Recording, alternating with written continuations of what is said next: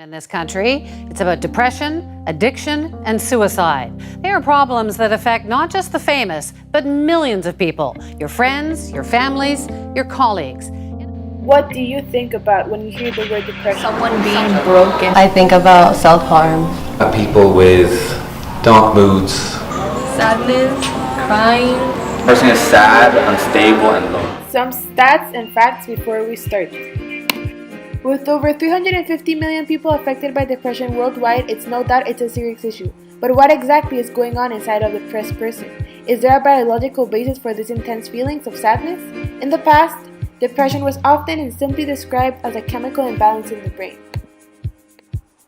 When we look at the brain of a depressed person, studies show that the hippocampus tends to be much smaller than average. Other areas of the brain are also physically affected. But this region in particular controls memory and emotion, and the longer a person has been depressed, the hippocampus becomes smaller and smaller.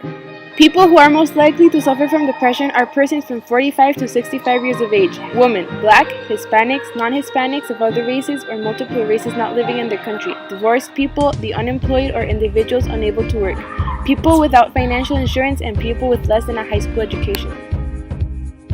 Good morning. We are here in the city of Seattle. I am here with Isabela Martin. How are you today? I'm fine, thank you. How are you? I'm good, thank you for asking. I'm so glad. Okay, so before we start the news, we wanted to introduce you to our three interviewers. All the way from Verona, we will be interviewing Lady Capulet, Romeo Montague, and all the way from New York City, we will be interviewing Holden Caulfield. And we will be talking about the topic of depression. Hi and welcome to Verona News. I am here today with Romeo Montague and we will be interviewing him today. Good morning, Romeo. Thank you for joining us. How are you today? Hi, it's a pleasure to be here. Now, we have some questions from our viewers for you. Could you tell us a little bit about your depression? I suffered from Rosalind. This caused me sleepless nights and impulsive acting. Did you suffer from any other symptoms of depression? My friends were confused about my odd behavior, and I remember I also had the symptoms of avoiding civilization and desire of isolation. Did any of your friends help you while you suffered? I didn't want to associate with anybody. That was, of course, until I met the love of my life, Juliet, and my whole life changed and had an amazing impact. Thanks for sharing your story with us, Romeo. We're glad you were able to get your life back up and again. Thank you. It's been a pleasure to be here, and thank you for your concerns. Thank you, Mr. Montague, for your kind and sincere words. We're very happy you were able to move on from your depression. And also in Verona, now we will be interviewing Lady Capulet.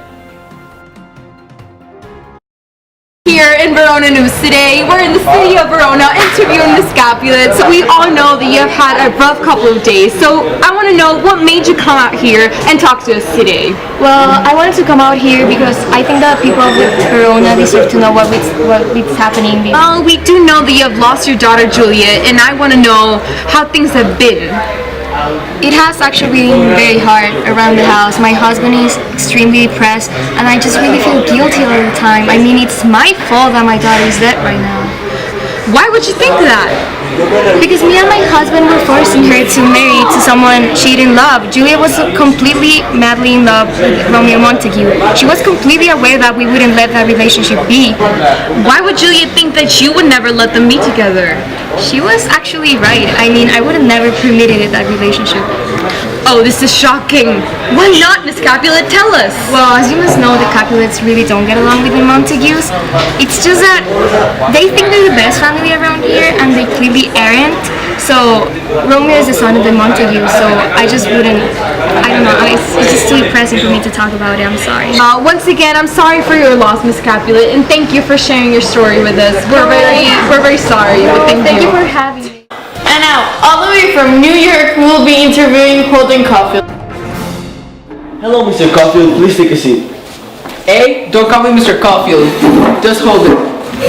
I hate it when someone calls me Mr. Caulfield. It makes you sound like a goddamn phony when you say that shit. I apologize. Anyway, how are you, Holden? How has the treatment been? Horrible. So I'm assuming you don't like it here whatsoever. Am I right? I never said that! I hate everything here except for the rest of the patients. Many of the people here, they understand me. They know what the hell they're talking about. One last question, Holden. Have you ever considered that your view on people's and the world is a bit negative. Not everyone is a phony, as you say. I really don't care what you have to tell me. The only people I care about is my brother, Phoebe, and old Allie. I really think I should go now.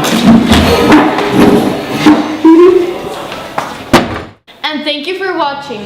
We would also like to give a special thanks to our interviewers, Sofía Pino, Alan Rainovich, and Alisa Mercado for helping us throughout this broadcast. I am Isabela Martin. And I am Sofía Quintero, and you're watching Daily News.